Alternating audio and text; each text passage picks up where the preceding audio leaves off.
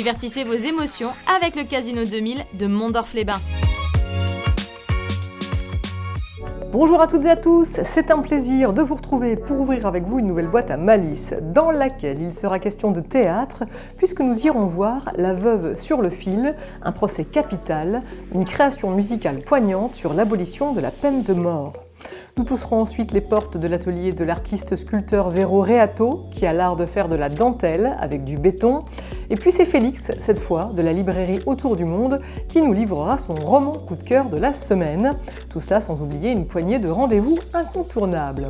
Mais tout de suite, je vous propose de rendre visite à Rania, qui avec son compagnon a créé la maison d'édition vidéo Bubblecom. Quels sont les projets en cours? Comment travaillent-ils? Ouvrons la boîte à malice pour le savoir. Bienvenue.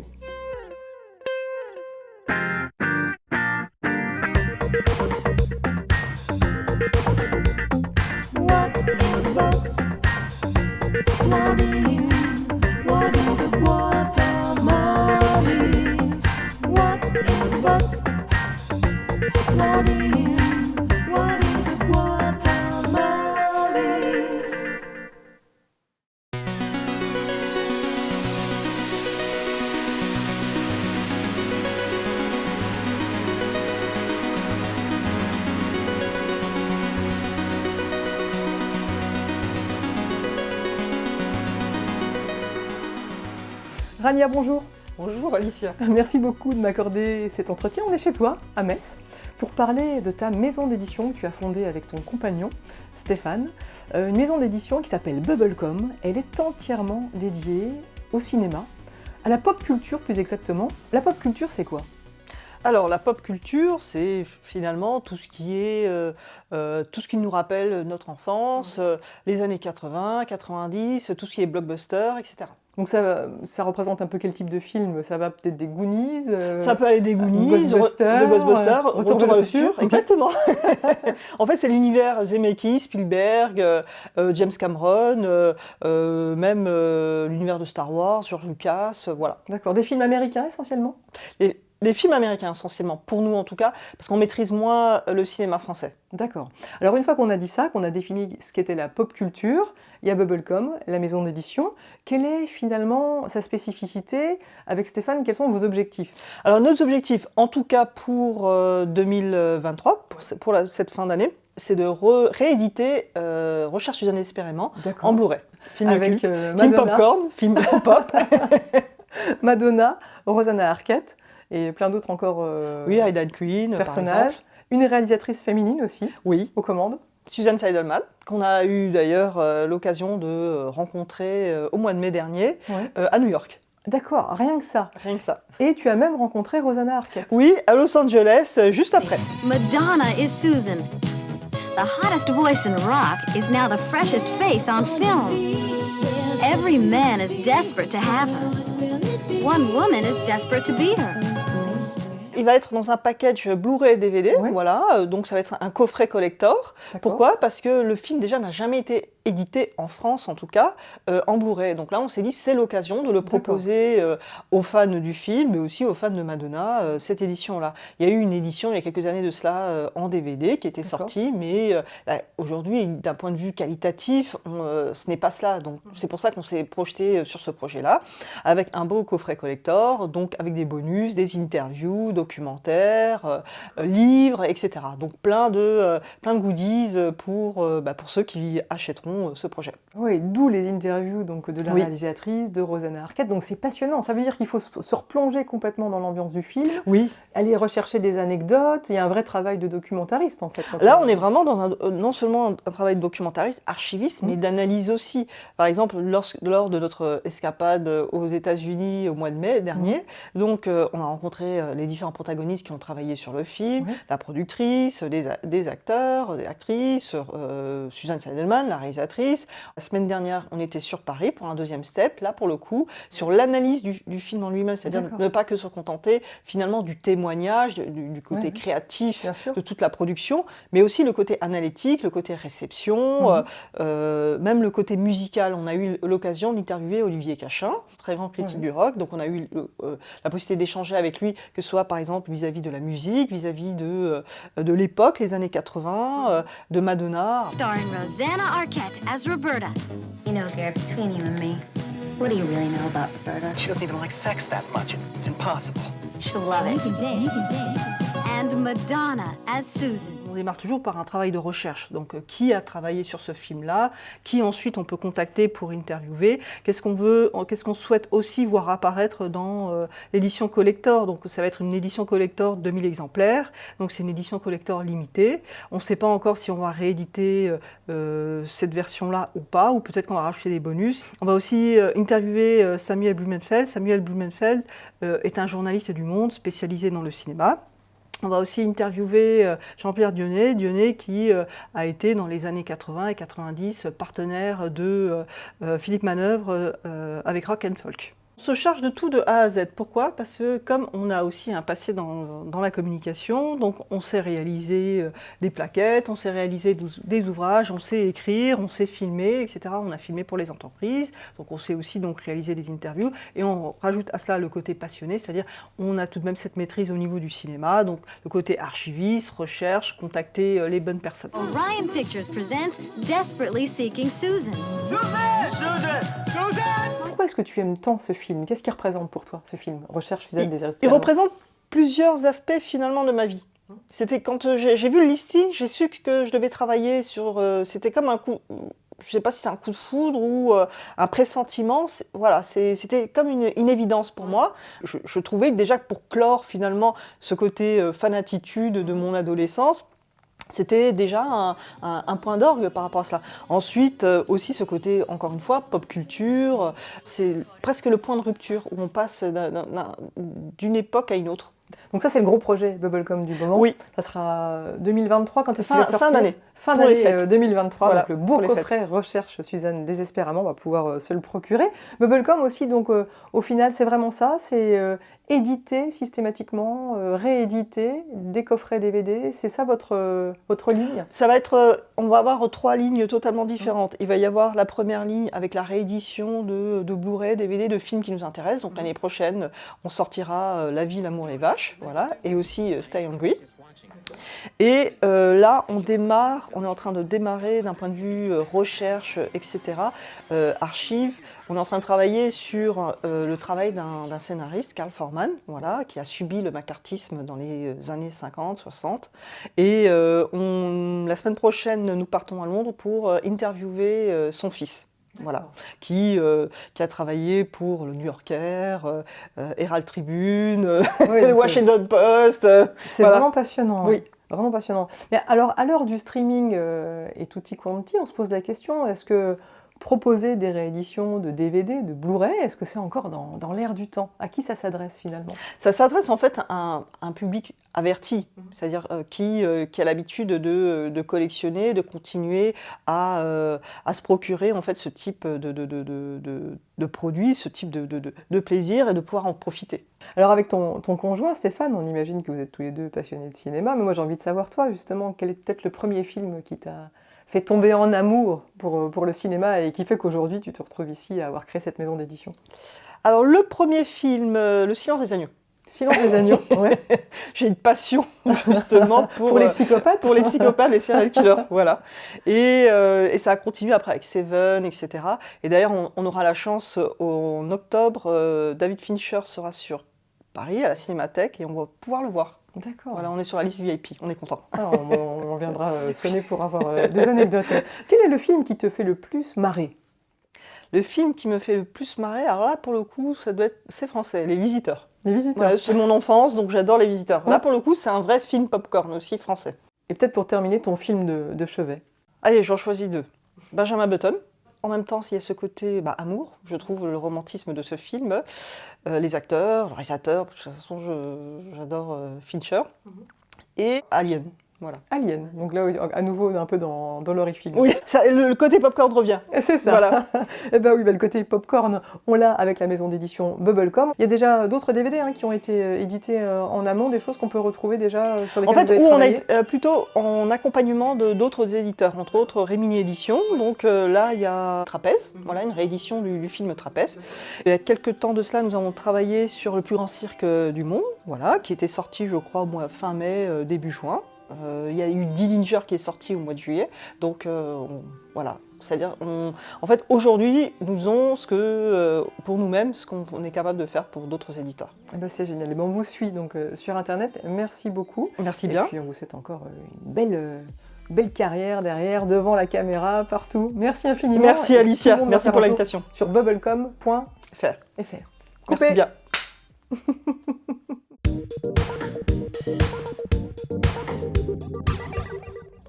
Et dans notre boîte à idées cette semaine, on retrouve une invitation à vous rendre au Casino 2000 de Mondorf-les-Bains pour y écouter Camille Lelouch. Camille Lelouch qui a marqué le public avec le titre « Mais je t'aime », interprété en duo avec Grand Corps Malade, car l'humoriste cultive également un véritable amour pour le chant et la musique. En découle un premier album, « A », où se mêlent de belles chansons françaises teintées de pop urbaine. Pour les découvrir sur scène, rendez-vous le 27 octobre et n'hésitez pas à vous restaurer en amont dans l'un des restaurants du Casino 2000, vous y serez aux petits oignons. Changement de registre avec La Veuve sur le fil, tel est le nom que l'on donnait à la guillotine qui coupait des têtes et laissait les veuves éplorées. C'est aussi le nom que Nathalie Galloro a choisi pour l'une de ses dernières créations, une lecture à l'origine, commande du président du tribunal de Metz dans le cadre des 40 ans de l'abolition de la peine de mort, lecture qui prend aujourd'hui la forme d'un spectacle poignant qui donne à réfléchir. Rien n'aurait arrêté la vieille. On lui avait tué son enfant.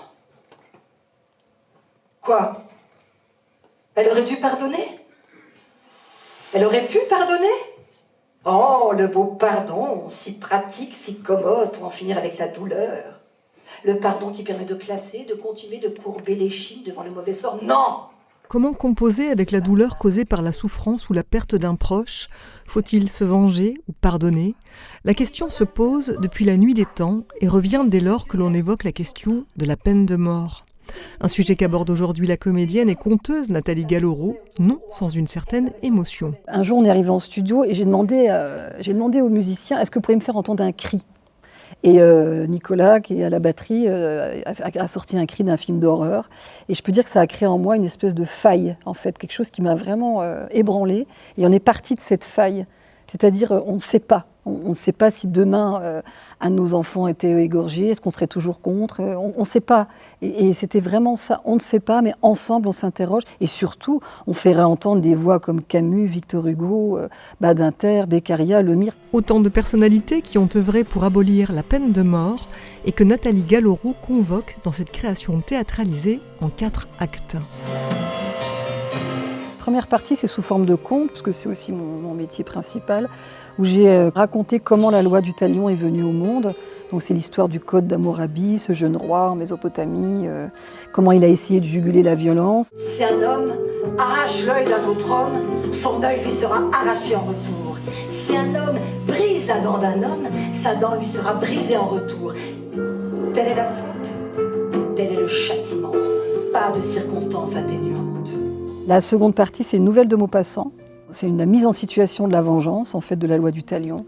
Une nouvelle extrêmement puissante aussi, puisque l'assassin est une femme vieille, veuve. Je trouvais ça vraiment intéressant. Moi, la vengeance, j'offrais à la vieille un nouveau statut de victime passive et anéantie qu'elle était. Elle se faisait justice, elle reprenait du poil de la bête. Moi, la vengeance, j'ai nourri sa fureur chaque minute, chaque seconde avec ferveur. Et puis la dernière partie, je me suis dit, mais tiens, qu'est-ce que je vais faire avec cette guillotine? Comment raconter son histoire sans que ce soit didactique? Et j'ai décidé de la personnifier.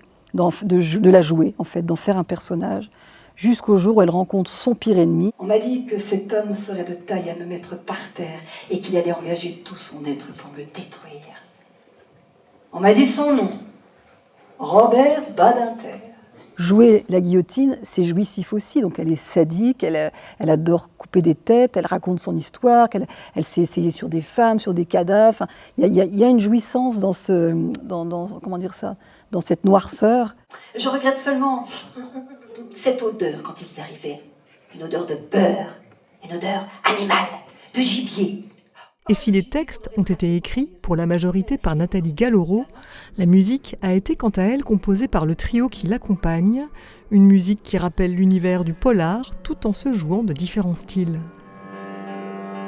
Pour nous, ça a été vraiment une aventure nouvelle parce qu'on s'est retrouvé en fait à faire de la musique, plus de la musique qui accompagne un texte en fait que de la musique en soi, quoi. Donc des fois, c'est plus du bruitage même, voilà, c'est plus de l'ambiance à créer que de la musique en soi comme on l'entend, quoi. On est toujours au service du texte, on essaye toujours de le mettre en avant ou de l'habiller ou d'aider en fait aussi à sa compréhension, à sa perception parce qu'on a un public qui des fois est très jeune et la musique, elle en fait, elle les aide vraiment à s'immerger dans ce texte. Une création théâtrale et musicale cynique et cruelle parfois, d'utilité publique, dont vous ressortirez un sourire jaune aux lèvres et des questions plein la tête sur les épaules. L'animal affolé saisit la gorge de l'homme. L'homme étendit les bras, l'étreignit, et puis pendant quelques instants battit du sol de ses pieds, puis... Courez voir cette pièce nécessaire le 20 octobre à 20h à la maison Robert Schumann à Sichazel. Et sans transition, poussons maintenant les portes de l'atelier d'une artiste qui a de l'or dans les mains, Véro Reato, qui vit à Manille et qui, après avoir étudié le design, l'infographie, la restauration de peinture, s'est lancée dans le travail de la matière. Elle tombe alors en amour pour le béton qui, entre ses mains, se métamorphose en œuvre sensuelle et organique.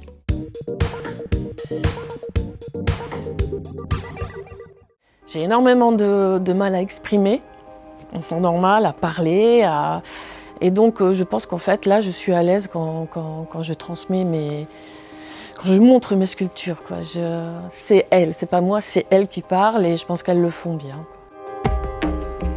Elle, ces œuvres murales dont on dirait qu'elles sont issues de fonds marins et dont il émane une indéniable sensualité. Des œuvres de lumière et de dentelle réalisées contre toute attente en béton.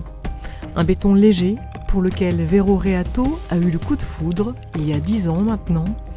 10 ans de vie commune avec cette matière atypique qu'elle s'est appropriée en la travaillant à sa façon. Au début, j'ai commencé avec des tout petits objets, vraiment des tout petits, avec des blisters. Je mettais mon béton dans des petits blisters, comme ça je découvrais. Et puis petit à petit, comme je faisais de la fresque avant, la fresque murale, et je travaillais en grand et j'aime ça, donc j'ai commencé à travailler avec plus de matière dans mes moules. Et je faisais des essais avec du bois, du bambou. Et là où il y a eu une révélation, en fait, c'est le mariage du béton et la terre. Je travaillais mon moule en négatif en terre, dans lequel je viens couler le béton. Et là, ça m'a ouvert sur des possibles extraordinaires. Je pense que c'est une démarche instinctive de les combiner et d'en faire aujourd'hui des objets qui sont tout à fait compatibles, quoi. La nature, le béton, pour moi, c'est une évidence. C'est ma façon de parler, de m'exprimer, en fait. Et dès lors qu'elle s'exprime, à travers ces matériaux, Véro Reato nous offre une plongée au cœur de l'océan.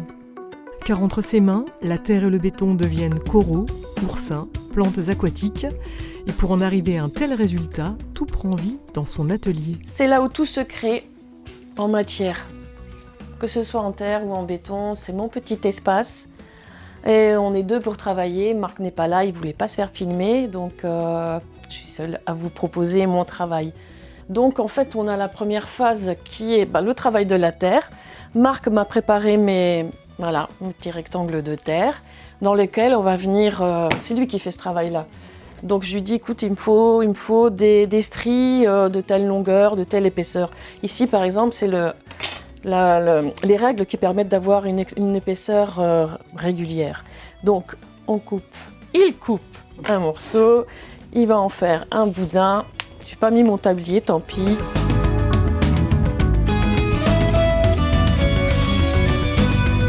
Petit à petit, on les met les unes à côté des autres pour obtenir ce genre de stries en positif.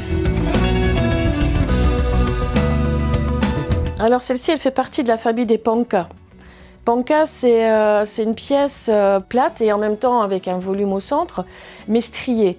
Et là, je me suis inspirée des coraux, toujours des coquillages, des huîtres, de tout ce qui est strié dans le fond marin. Et aussi pour la forme de l'éventail japonais, de plisser dans les tissus. Je voulais quelque chose de fin, quelque chose qui soit très féminin aussi.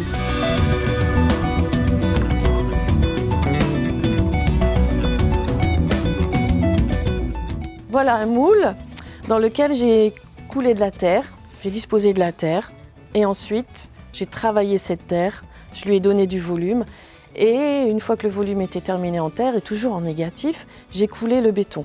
Là par exemple, à côté, on a une pièce qui est travaillée complètement différemment dans un fond de moule, vous voyez les moules ici. Voilà, c'est de la résine, des moules que j'ai fabriqués moi-même avec de la résine. Je coule, en fait dans le fond du moule, je viens y mettre des stries de joints de fenêtres que j'ai découpés plus ou moins larges. Je colle ça dans le fond du moule, je coule mon béton et une fois que j'enlève les joints, j'obtiens cette pièce-là. Il y a beaucoup de féminin dans mes pièces, quoi. Énormément de féminin. Donc, et ça, je suis aussi contente de pouvoir le montrer. Voilà, c'est un béton féminin. Parce qu'il y a cette espèce d'orifice, il y a cette espèce de matrice qui donne vie, qui prend, qui donne, qui ouvre, qui reçoit, toujours quoi. Et en même temps un bouclier qui se protège. Voilà. C'est toujours cette forme ronde, un peu guerrière comme ça, mais au fond c'est aussi la matrice, la mère.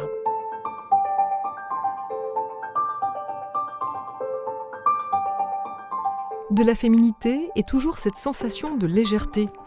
Des créations que Vero Reato teinte ensuite avec des oxydes de fer, de manganèse ou de cuivre pour faire naître ses couleurs nature, brun, bleu et mille et un vert. Vero Reato qui aime aussi se jouer des détails.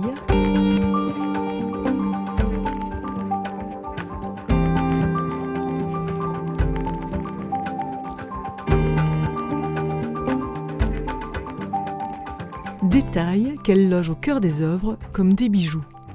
Ici, on a les billes de verre qui réfléchissent la lumière et qui rappellent toujours la mer. Là, la structure, c'est plutôt les coraux, les coquillages. Et bon, on est dans le cellulaire, là aussi, dans le microscopique. J'ai commencé à travailler dans le microscopique et ça reste. En fait, ça reste toujours. Et je le mélange avec l'aquatique, tout ça. Le microscopique, c'est la vie, quoi, en fait. Quelle que soit la dimension, on la retrouve un peu partout. Et ce triptyque Panca a trouvé acquéreur à San Francisco, car les œuvres de Vero Reato voyagent dans le monde entier, Chine, Russie, Allemagne, Italie et plus encore, pour habiller les murs et les jardins, sublimer intérieur et extérieur. Jeu de plein, de vide, jeu de matière, de couleur, de lumière, Vero Reato n'a pas fini de jouer avec son béton de culture. Objectif toujours et encore, créer des sculptures murales organiques à l'infinie finesse.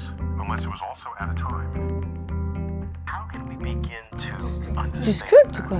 Tu sculptes. Pour tout savoir de son magnifique travail, rendez-vous sur le site qui est apparu à l'écran et n'hésitez pas à vous procurer ce très beau livre Vero Reato, Sculpter le vivant, paru aux éditions Atelier d'Art de France, la classe jusqu'au bout. Et en parlant de livres, tiens, eh bien, si nous allions faire un tour à la librairie autour du monde, histoire de savoir quel est celui qui a fait craquer Félix.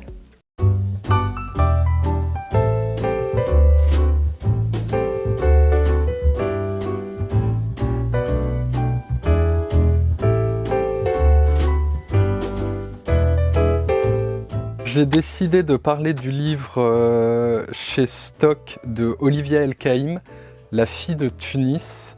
Donc la fille de Tunis, c'est sa grand-mère à l'auteur, à Olivia El-Kaïm, Arlette, dont elle ne sait presque rien de la vie. Il reste quelques souvenirs, quelques traces photos ou écrites, mais elle n'en sait pas grand-chose. Et donc elle va chercher l'histoire de sa grand-mère qui est née en Tunisie, qui a perdu son père très jeune et qui ensuite est arrivée à Marseille au moment de la décolonisation.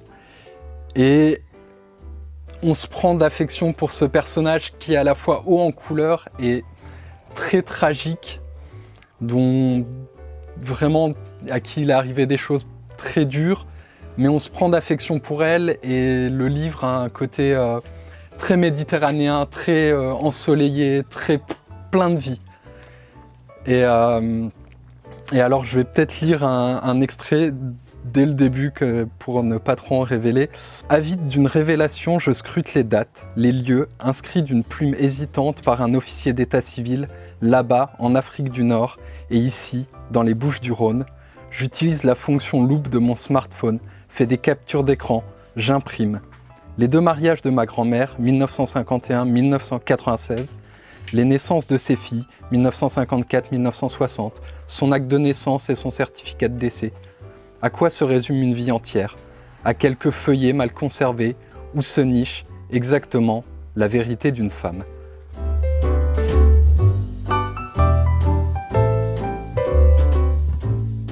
Ne vous reste plus qu'à vous rendre à la librairie Autour du Monde à Metz ou dans toutes les bonnes librairies indépendantes.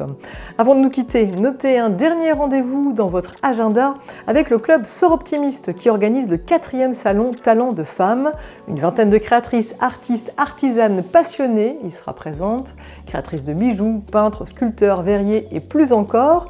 Parmi elles, la marraine de cette édition, Bénédicte Fly-Sainte-Marie, qui dédicacera son livre « Je suis née au son du violon ». On l'avait reçu dans la BAM, rappelez-vous. Ça se passe pour la bonne cause et pour le Girl Power, samedi 21 et dimanche 22 octobre, salle Pougin à Montigny-les-Metz.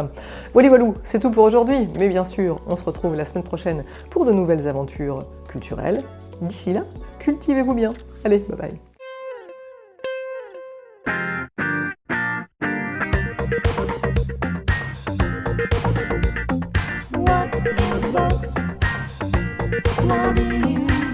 What is a watermelon?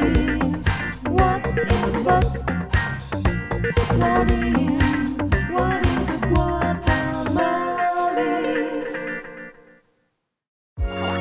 Divertissez vos émotions avec le Casino 2000 de Mondorf-les-Bains.